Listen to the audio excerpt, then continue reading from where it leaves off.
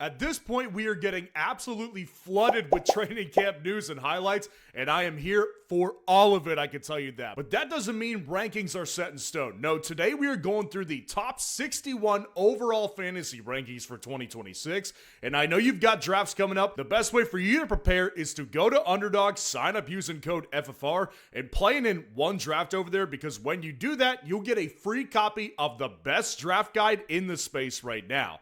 Now, getting into our first tier of guys right here, very standard. Before we have any disagreements with consensus, which I inevitably will, Bijan Robinson, Jahmyr Gibbs, Jamar Chase, Puka Nacua, JSN, there's my top 5. Maybe you'll disagree and have McCaffrey coming in here at number 5, pushing down Puka Nacua. Listen, I've got some thoughts on that one we'll get into a little bit later. When it comes to Bijan and Gibbs, though, it's a splitting hairs discussion. Who do you prefer more? I'm not going to fight you on that argument right there. I think Bijan, for me personally, just a little bit more of a sturdier type of frame that I would trust in a 3-down bell cow type of role more than I would trust Gibbs. When it comes to Jamar versus Puka, I think for me, Jamar Chase and the Rams offense and Cincinnati's offense, they're both going to be really good offenses, right? So we're kind of splitting hairs here about which offense has more upside. I think there's more questions with Stafford and more questions with Puka, whereas with Jamar Chase, if that guy is healthy, he's done nothing but show you top 3 upside and top 5 upside throughout his entire career. With Puka, I just want to see it a little bit longer. But I think with JSN, there is an anti-JSN crowd out there. I'm very well aware of this crowd. And their whole argument is Seattle's offense gets worse. Okay, I understand that argument, but the dude had a 36% target share last year. And as far as we know, they have really made no real additions to this team that is actually going to lessen that below 30%, which if he stays at like 32, that's an incredibly high number still. That's good enough for this kind of ranking. So for me, JSN is inside of tier 1 as well. Now dropping down to that next tier, we've got Amon-Ra St. Brown at number 6, Jonathan Taylor, Amarian Hampton, James Cook at 7, 8, and 9. So with Amon-Ra St. Brown, my whole thought process this offseason is once you get past Amon-Ra St. Brown, it becomes a little bit scary, in my opinion, when you're trying to decide who you're taking at the 7, 8, 9 range in fantasy drafts. For me, though, I think Amon-Ra is that last pick that actually feels really, really safe. Like Amon-Ra, top 3 wide receiver the last 3 seasons. This guy is always playing through injury. I've got some superstitious concerns about maybe he doesn't have the same type of season this year because of an injury taking him down. At the end of the day, that's superstitious though. This guy, even in a stacked offense, maintains a 30% target share. Like his volume is never going anywhere. The only thing that screws it up is if he's hurt. Now, Jonathan Taylor, Amarian Hampton, James Cook, as far as I'm concerned, after Bijan and Gibbs, there really is a discussion we could have about who should be RB3. Now, Jonathan Taylor, newly re-signed deal. The guy is ready to go. He's not injured. Daniel Jones comes back in. And when he played with Daniel Jones last year, it was awesome to watch for fantasy purposes. I do think Indy's offense is going to be one of those tricky ones where I feel like they could see a lot of regression this year. Vegas actually seems to project the same thing.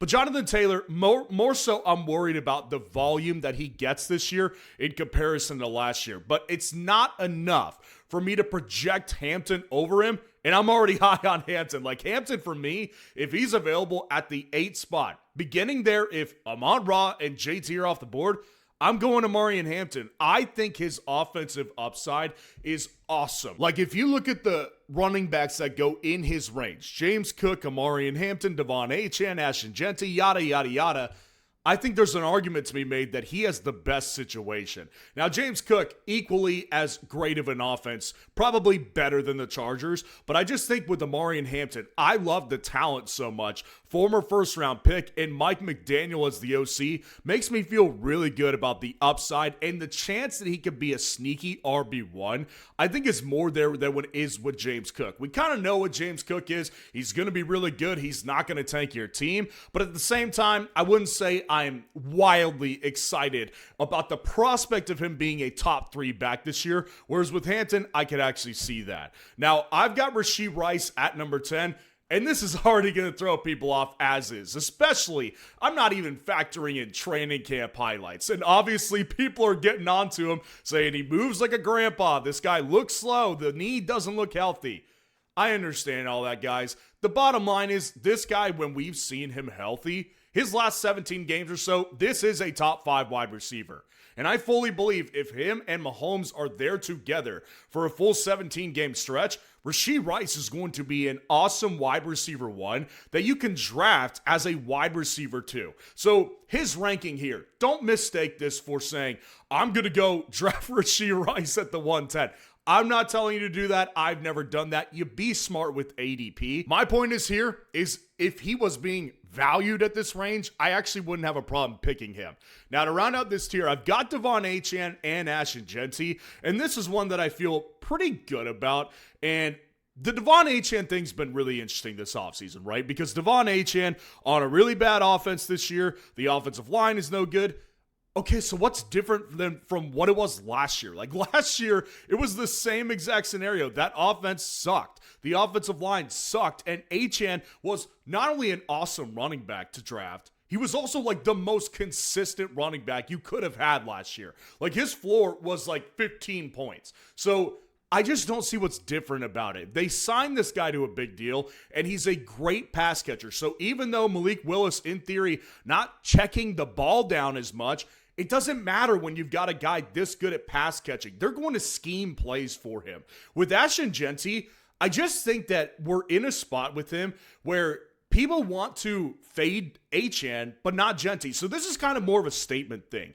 Realistically, I think they both have a similar range of outcomes because I think Jeanty will be on an offense that improves this year. My only question with him is how much does the offense improve? Realistically, I do think he is fine to take inside the top 12 because I can see top 3 upside, but I wouldn't say I'm like really in on Achane or Jeanty or one or the other over the other guy. The difference with Achane is that you can get him later in the second round. With Jeanty, you can't really do that. Now, dropping down to our next tier. Here's a big tier right here, and we're going to start to see some disagreements, so let's get on the same page real quick.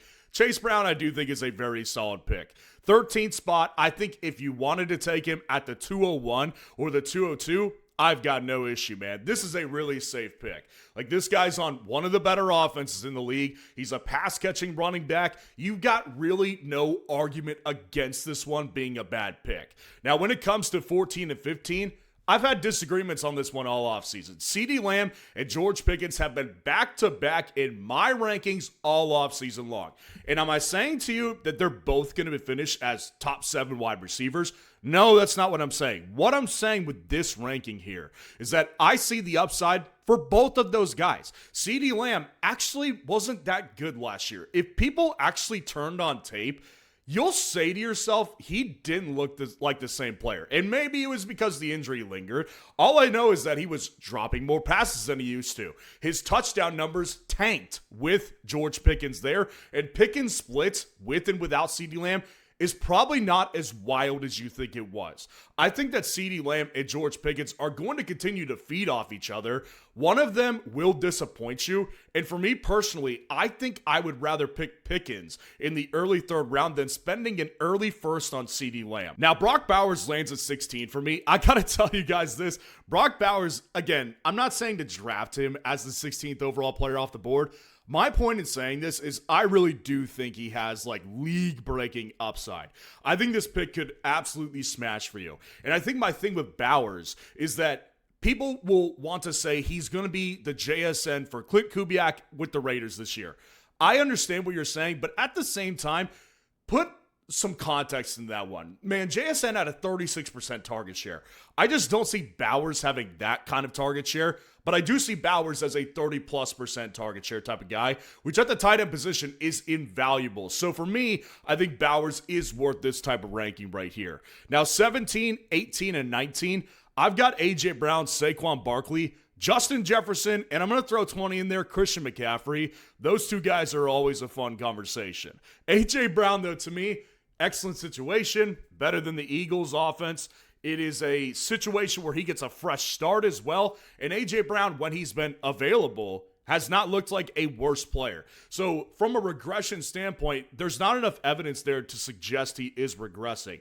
Number 2, Drake May, not only good at deep balls, which Jalen Hurts does have a really good deep ball, he's also good over the middle, which is an area that Jalen Hurts struggles with. So I just see tons of upside with A.J. Brown at 17. Now, Saquon, I think that Saquon is in a great spot this year, and I'm actually pretty on board with taking him at cost. Like, I do think he has top 5, top 3 upside this year. I'm just not banking on it because I do think there's still issues within the Eagles' offense. I'm not a huge Jalen Hurts guy at this point of his career. I think the offensive coordinator, Sean Mannion, is a lot of projection, less substance that's been proven. So I want to see how things go first, but honestly, I don't think his price is out of whack, and I think it's a fine pick in his range. Now, Justin Jefferson and Christian McCaffrey, these are statement rankings right here.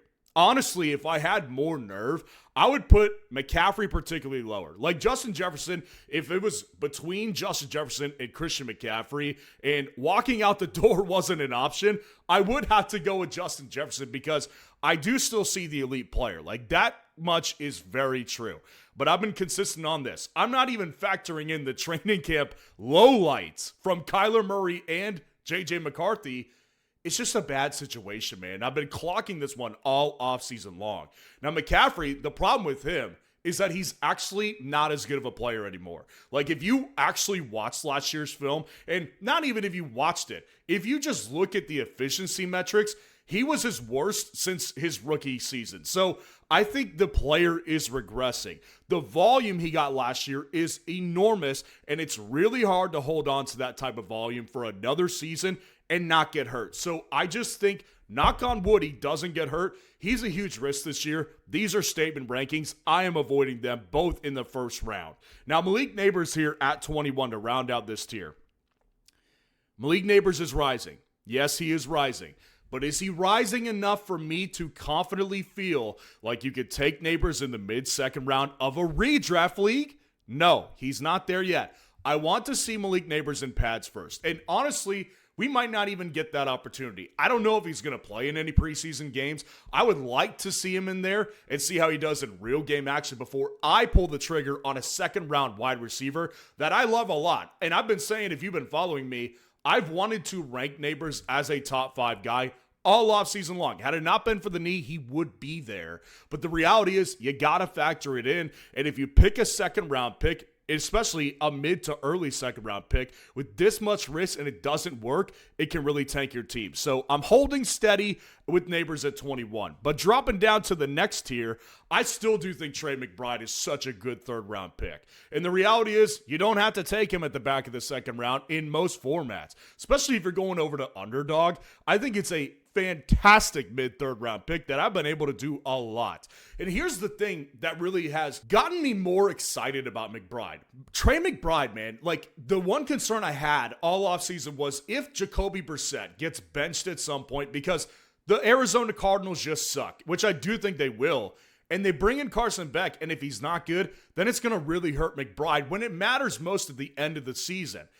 After watching Carson Beck in the Hall of Fame game, not saying the guy's better than Brissett, what I'm saying is I think he showed enough to be a backup quarterback in the league. And I don't think he would tank Trey McBride in that sense. So I do think McBride is well worth his cost right now. And I would take him a little bit above cost after watching Carson Beck. Now, Drake London, Derrick Henry, Kenneth Walker, and Nico Collins land at 23 through 26. So my thing with Drake London, the guy just doesn't have the quarterback situation I trust as much as guys like Malik Neighbors. And I do think that London himself is a great talent, but I also do think you're going to have to factor in some issues as far as being disappeared from certain game scripts, just having Tua not find him the ball, and maybe a couple missed games here and there. So you got to mitigate some risk here by putting him at 23. When it comes to Henry and Kenneth Walker, I think my thing with Henry is that the one thing that's going to take him down is when he gets injured again. I've always said this. I don't think that he's going to be the type of player that just slowly falls off a cliff. I think when his cliff hits, it will be drastic, it will be fast, and he will never be the same after that. and it's going to be like gone with the wind situation. I think Derrick Henry, as long as he's healthy, has tons of upside in Baltimore's offense. At this age, though, I am going to factor in some age regression and some injury risk. With Kenneth Walker, I just want to see the guy do it first, man. But the reality is, his best place to draft him is ESPN. He's being valued as back of the second, early third in some circumstances. I don't mind that cost. Where I do mind it is in the mid to early second round. I think that's too early for a guy that we've never seen as a 3-down back, and he's also going to a little bit of a worse offense. They might not be that much worse, but they probably will be worse than Seattle's offense. So I just think there's more things to consider than just the hype train that followed him after the Chiefs signing. And that's why I'm putting him down at 26. Now, when it comes to Nico at 26, I think it's a very similar situation to Drake London, except the difference is I think London on a per-game basis just has a little bit of a higher ceiling than him. But I think you're going to get struggles with CJ Stroud on occasion. I think you're going to have to factor in some missed games with Nico, and times where in certain drives in games, he's just going to disappear from the game plan. It's infuriating why they would do that to a talent like Nico and like Drake London, but it just does happen. And so I think you kind of know what these two guys are at this point, and you've got to say to yourself, what's the real chance that either of these guys become 2 top 5 wide receivers this year? Because to me, I think especially with Nico, that chance is pretty low, so I've got him at 26. Now to round out this tier, I've got Emeka Egbuka, Jeremiah Love, and Cam Skattebo. Particularly when it comes to Emeka Egbuka. If you're curious how high I would take Egbuka, this ranking says it all. If he was valued as an early third-round pick, you can assure yourself I have no issue picking Emeka Egbuka here. That's honest to God truth what it should say to you. I think Emeka Egbuka is a top 5 type of guy this year, and I do think there's some risk as far as how the season ended last year, what Baker's situation is this year. Without Mike Evans, with more coverage going over to Emeka Egbuka, how does he respond? There's risk there. But I think my point at the end of the day with Egbuka is that I think his upside and just being the player that I saw in the first half of the year, that's what I'm holding on to right here. So with Egbuka, yeah, if he's going beginning of the third, I'm going to take Egbuka. Now, Jeremiah Love, I will tell you this, man, I have been so happy to watch what the fantasy community as a whole has done with his cost this year. This is like one of the cheapest areas I can remember getting a top 5 running back in the NFL draft, guys. You don't know how rare this is if you just started playing fantasy. Like Jeremiah Love, in years past, if he was a top 3 pick like he was, he'd be going in the first round without question. This guy is being valued as a back of the second, early third round pick in several different platforms. I think if you get him there, you got to take the opportunity because the guy's talent is elite. He was a top 3 pick for a reason. I think it's really appropriate, and I'm going to keep it that way and not try to spike his price up too much by having him at 28. Now, Cam Skattebo at 29.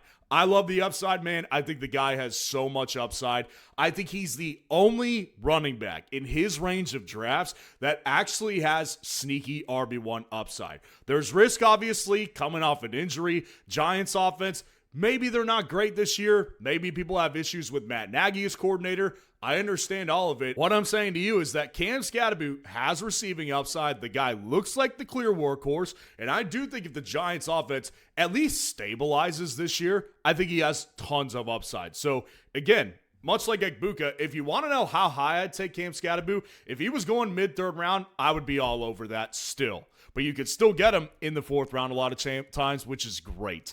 Now, dropping down to our next tier. This is where Josh Allen does land at number 30, and it's not that I would pick him here. The difference between Egbuka and Cam Skattebo is that I think with Josh Allen, you know that if you pick him here, it's going to work out in all likelihood because the guy has done nothing but return draft costs for you over the last several years. My thing with Josh Allen this year is I just don't like taking early quarterbacks. I think there's great quarterbacks later valued in fantasy drafts that have really high upside to potentially be top 5 quarterbacks. So I acknowledge the pick is good. I acknowledge Josh Allen is still a great fantasy player, and that's why I've got him at 30, but am I taking him at 30? Not most of the time in redraft leagues, especially if you've got a double flex situation.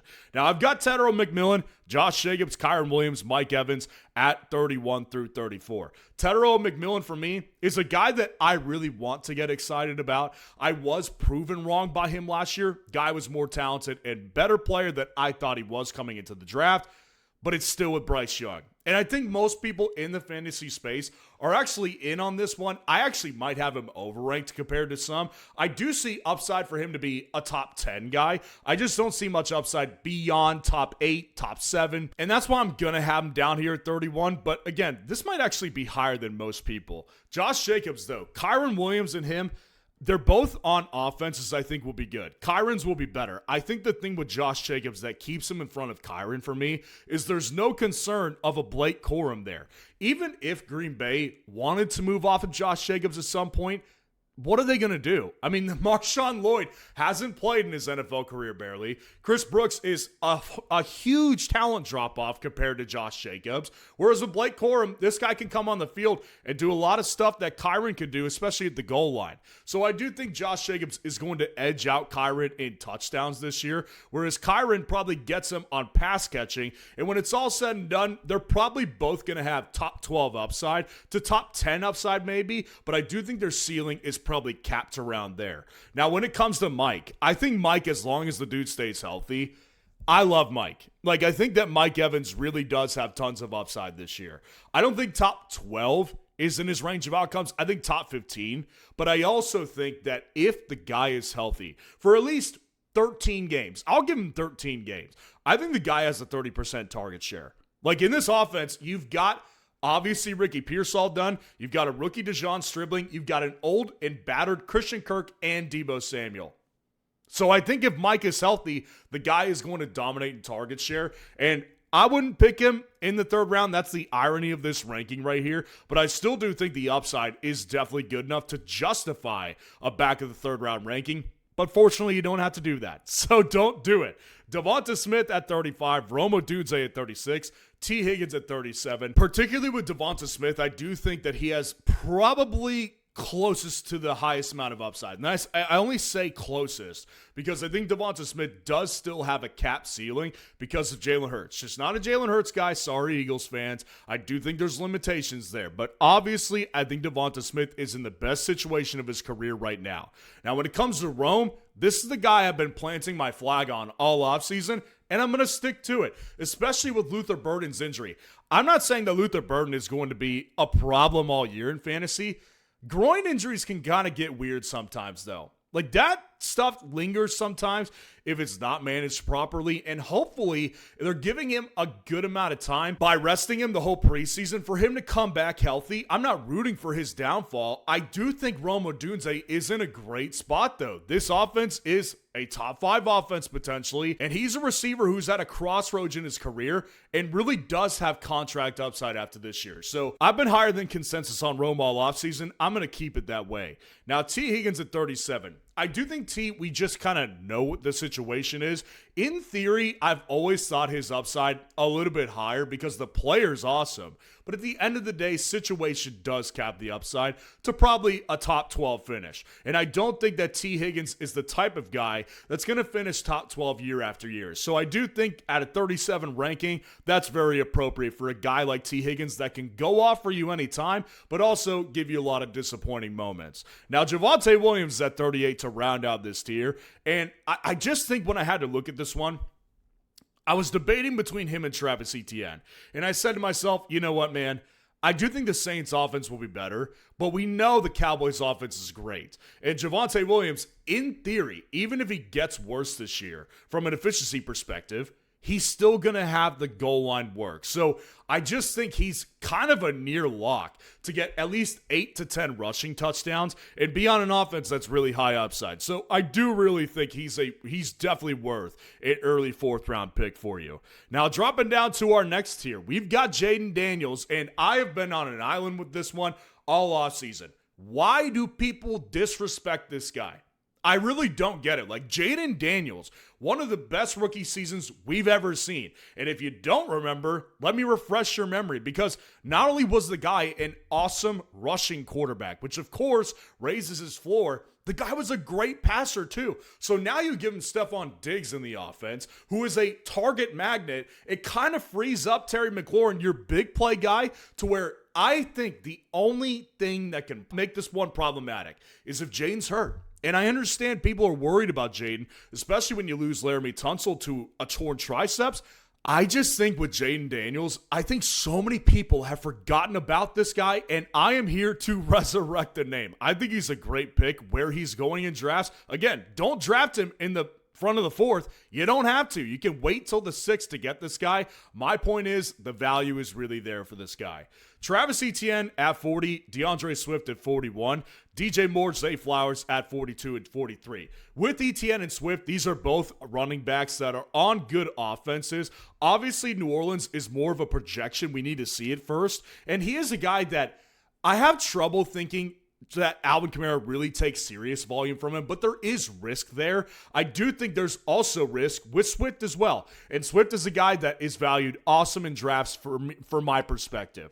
I do think that with Kyle Monangai, he will take volume away because that is Ben Johnson's offense. But I also do think that both of these guys where they're being priced at right now, very appropriate because I've got them ranked around, particularly ETN, where he's going in drafts. When it comes to Swift, I'm actually a little bit higher on him. So I think his draft value is awesome right now. Now, here's where things get interesting. DJ Moore. I'm going to single DJ Moore out right now. DJ Moore is so fascinating to me. At the beginning of the offseason, I thought to myself, man, I think I'm going to be lower than consensus on DJ Moore. I've got him as my wide receiver 17, 18, 19 at the time. I just can't get on board with putting him in the top 12 range. Well, come to find out months later, the whole fantasy community is out on him, and I'm sitting here above consensus. Let me defend the guy for a minute. This guy, I get it. The efficiency has dropped. You're not getting an argument from me on that. That was my original concern. But you look at situation here, he's with his offensive coordinator from Carolina where he had great breakout seasons. On top of that, DJ Moore is the clear number one option in this offense, backed up by training camp. These guys are over there in Buffalo saying him and Josh's connection already special. There's familiarity there with the coach. There's familiarity there with the quarterback. So even though Ben Johnson, yes, is a better offensive coach, it doesn't mean that he utilized him properly all the time. I think with Joe Brady over there, he will utilize him better. So at the end of the day, I don't think I would draft him in the beginning of the fourth where I've got him ranked. But again, the beauty is you don't have to. This guy has all the risk baked into the cost. Now, Zay Flowers at 43, I do think, man, like, I've wanted to buy into another breakout. The guy technically broke out last year as the wide receiver 7. So the reality is he already had the breakout year. I do think he has upside to be better.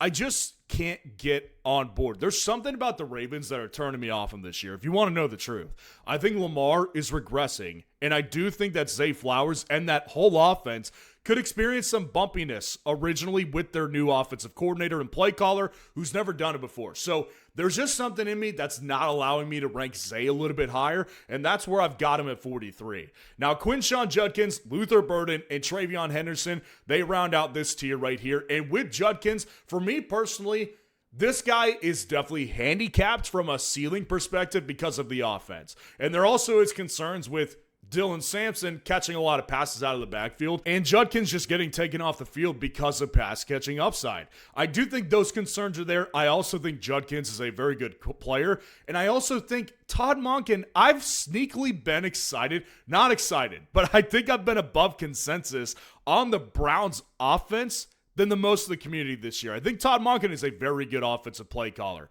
So I do think he will get the most out of Judkins, and he'll finish above where you probably would think he will finish this year. Now, when it comes to Luther Burden, obviously the guy got injured. It's a big storyline in the fantasy world right now. Now, my thing with him is that I've never been big on his cost. I have not drafted that much of him on Underdog this year because of the fact I don't like the guy's cost. But I also do have to say this. Luther Burden, the hype has been something to be admired this offseason. Like, he has gotten so much hype, it has made me a little excited. So I do kind of come to a point where I start to buy in, and then of course the injury happens, and I've got to re-rank him down a little bit just because of that. But he will stay in this range for the time being because I am kind of buying the hype at this point. Now, Travion Henderson, here's the thing with him, man. The reports in camp not been as positive as I would like them to be. Like, I was really expecting him to get, better at pass catching over the offseason. They're going to feature him more. It's not looking like that's the case early. My thing with him is I think he could be a back-of-the-year league winner. Because if Ramondre has fumbling issues again, and Travion gets even a hint better with his pass blocking upside, at what point do Josh McDaniels and Mike Vrabel say to themselves, listen, the bigger liability for us is turning the ball over, which Ramondre is doing more than Travion because Travion doesn't fumble. I do think that's a possibility, and I do think Travion Henderson is the type of guy that could take the leap at the end of the year for you to win a fantasy championship, so I'm totally fine with picking him in the late fourth. Now, dropping down to our next tier, we've got Drake May. Drake May does make it at 47 here. I think his upside is great this year. And obviously, he proved it to you last year when the guy was the quarterback too. I don't have him ranked as my quarterback too, only because I think Jaden's upside's a little higher. But Drake May, man, how does it get that much worse? I get it, schedule's harder, but the Patriots, their offense is going to take a leap with A.J. Brown. Their pass catching group in general is just better. And May himself can run as a kind of floor play, and then he's also got a really, really big arm to where for me this year, I think you could see him pull out a couple 30 to 35 point bombs. I think he's really worth his cost right now. And again, you don't have to draft him here. Most of the time he's going 5th, 6th round, in some cases 7th round on Underdog. So don't value him where I'm valuing him at in drafts. Just understand I'm pretty big on Drake May this year. Now I've got Chris Olave, Tyler Warren, and Colston Loveland at 48 through 50. My thing with Olave this offseason, I know I'm low on the guy. Sorry about it. I've been low on this one all offseason because Jordan Tyson is someone I really believe in. Now, I think what's going to happen is Olave is going to start real hot. So a lot of you are going to be in my comments, you ranked him so low, and he's the wide receiver 6 through 5 weeks. That's fine, because I think Jordan Tyson, when it comes time for your fantasy playoffs, is going to be a bane to Chris Olave. So I do think Olave, you've got to factor in some late season surge from a top 10 pick in the NFL draft, Jordan Tyson. A receiver I like a lot. I do think it's going to give him some trouble and push him this year and make the target share less egregiously volume heavy for Chris Olave this year. Now, Tyler Warren and Colston Loveland, to me, they're so close. Like back to back in my rankings, Loveland has always been one spot below Warren in my tight end rankings, but they didn't used to be this close in overall rankings. Obviously, what's happened with Luther Burden has made me want to push up Loveland a little bit. My thing with Loveland is I think he's got to be pretty perfect to execute on his draft costs. Whereas with Tyler Warren, you can get him a round or two later, and I think has a little bit of the same upside. I think that Tyler Warren, especially with his pass catching situation, is in great position this year. So realistically for me, they both did get a bump up in my rankings recently because of injuries, but this one, of course, can and will change depending on the health of the other receivers. Now, Ladd McConkey, Terry McLaurin, and Jalen Waddle are here at 51 through 53 to round out this tier. And my thing with all these guys, I think there's issues with all of them. I think Ladd McConkey, I do think there's a lot of cases to be made that QJ and him really not that far off. And in some circumstances, QJ a little bit better than Ladd in some efficiency metrics. I also think the offense in general is going to be better. So I don't want to underrank Ladd too much, but I do find myself liking other receivers in his range better than I like Ladd. So a little bit of a statement right here. Terry McLaurin at 52. I love the upside with Jaden. That's bottom line. Obviously, Stephon Diggs coming in lowers his floor. It doesn't lower his ceiling because this guy, again, big play type of threat. And if you get a guy like Diggs in, it actually could open up more opportunities for him down the field when you've got a Stephon Diggs working underneath and over the middle more often. So I'm not really too deterred from Terry after the Stephon Diggs signing. I'm perfectly okay with it. But of course, there's risk. The guy's in his 30s. Now, Jalen Waddle here, I think the hype just got out of control. Like, I just don't think that Jalen Waddle is worth an early 4th round pick. Denver's got a lot of mouths to feed in that offense, and they're also an offense that's super hard to trust from a fantasy perspective. My whole opinion on Waddle this offseason has been, I think Waddle will be the clear reception yards leader. I think he could have 1,200 receiving yards this year. But you know what else I think? I think that he is going to have 5 or 6 touchdowns because Sutton is a great red zone receiver. So I do think there's risk here with the Waddle pick. I don't know why everyone's getting so wild on this one. I'm going to hold water back here at 53. Now, dropping down to the last tier, Joe Burrow does make it. I think Joe Burrow's got tons of upside. I will say he's below May because of the fact that Drake May can move. But Joe Burrow, if he's healthy, the guy can easily throw for 40 touchdowns. His weapons are elite. It's all dependent on if the guy's healthy or not. Now, David Montgomery's at 55, Carnell Tate at 56, Bucky Irving at 57. I think David Montgomery is just a really boring pick. Like, there's really no other way I could describe this one. I think Monty is just a super boring pick. But the reality is, he'll probably get you close to 8 to 10 rushing touchdowns. He's going to take the majority of the goal line work, but I also do think Woody Marks is going to have a lot of involvement in this offense, particularly when it comes to the pass game. So I think Monty is a guy that is running behind a worse offensive line. He'll probably run for a little less than 1,000 this year, and if he gets 10 touchdowns, it'll be worth his cost to a certain extent, but there's going to be a lot of weeks you'll miss out on some good stuff. Now, when it comes to Tate, you know, the thing about Tate, I like Jordan Tyson, the prospect, better, and I actually like his situation better, but I really do think Tate is a good pick this year in fantasy drafts. Like, I've got no issue with Tate, the prospect. I've got concerns about him being a true number one, but the good thing is, man, I don't think he's going to have to do it all alone. Wandale, I think, is a big, huge presence for Cam Ward and with Brian Dable's offense. Carnell Tate doesn't drop passes, so if this guy is in a lot of 50-50 situations, I trust his hands and his body type more to hit on some big plays. So for me personally, his pick in every range of every platform has never been egregious this year for me. I think it's a good pick to make. Bucky Irving at 57. I get asked a bunch, like, what about him and Breece Hall? My thing is this. If Breece Hall and Bucky are both in split backfields to a large extent, then Bucky Irving's the better pick because he's on a better offense, and I just think that their offensive situation is just a higher upside one. You're going to get more opportunities with Bucky than you would with Breece Hall to score some touchdowns at the goal line or in certain situations. So that's my whole rationale with Bucky, but by no means, I'm not that excited about Bucky this year. Now, Garrett Wilson at 58, J-Mo at 59, Breece and Davante Adams to round out the whole thing. When it comes to Garrett Wilson, this guy is someone that I just think is going to finish higher than his ranking for me, realistically. But at the same time, man, Garrett Wilson is someone that is going to frustrate you. And this is a statement ranking. Why draft a guy in the 4th, 3rd round some cases when you just know this guy is going to disappoint you and make you want to bench him in certain matchups? You don't feel good about benching a 3rd, 4th round pick, but sometimes you kind of feel like it's the right thing to do. And then one way or the other, you end up missing on it. I just think with the Jets, you're going to experience that this year. Geno Smith is not Jesus Christ. He's not going to come in and save him. With Jameson Williams, I very much have considered the idea that I am wildly underranked on this guy.